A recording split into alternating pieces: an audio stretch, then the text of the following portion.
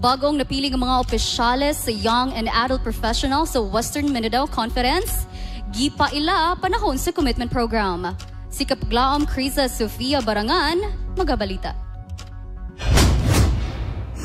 Sa gipahigayong Western-wide Young and Adult Professional Convention Commitment Program na himuusab nga sentro sa kadaghanan samtang ang mga bag-ong napili nga opisyal gipaila sa mga nanambong. Ang programa usa ka hinungdanon nga higayon sa kumbensyon, nagsimbolo sa usa ka bag-ong dedikasyon sa pagpangulo sulod sa organisasyon. Taliwala sa kadasig ug pagpaabot, ang mga delegado sa maong kalihukan nagtigom aron masaksihan ang pagtudlo sa mga bag-ong napiling opisyales.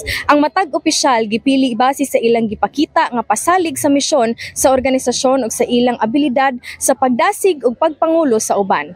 Isip nga bag-o nga napili nga youth president sa WMC, Western Mindanao Conference, atong gituhan ang pag-promote sa youth leadership sa atong Youth Ministries Department.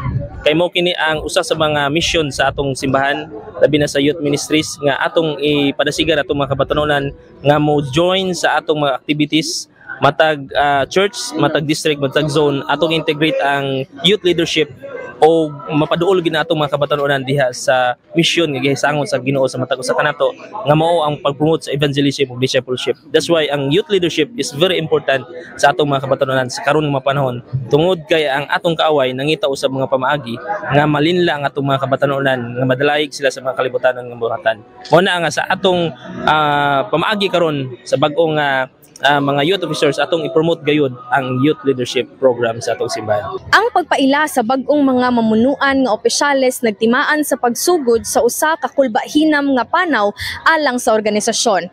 Ang mga nanambong mipadayag sa ilang suporta ug pagsalig sa bag-ong gitudlo nga mga lider nga nag-ila sa ilang potensyal nga makahimo og dakong epekto sa komunidad. Sa pagtapos sa maong kalihukan, ang presensya sa bag-ong core officers nagsilbing pahinumdom sa pasalig sa organisasyon sa pagtubo ug kamaayo.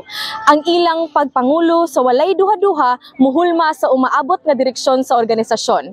Pagsiguro sa padayon nga kalampusan ug epekto niini hangtod sa si Jesus mopadayag. Gikan sa Western Mindanao Adventist Academy, Dumingag, Zamboanga del Sur, kini si Criza Sofia Barangan alang sa Mizpa Live News and Commentary.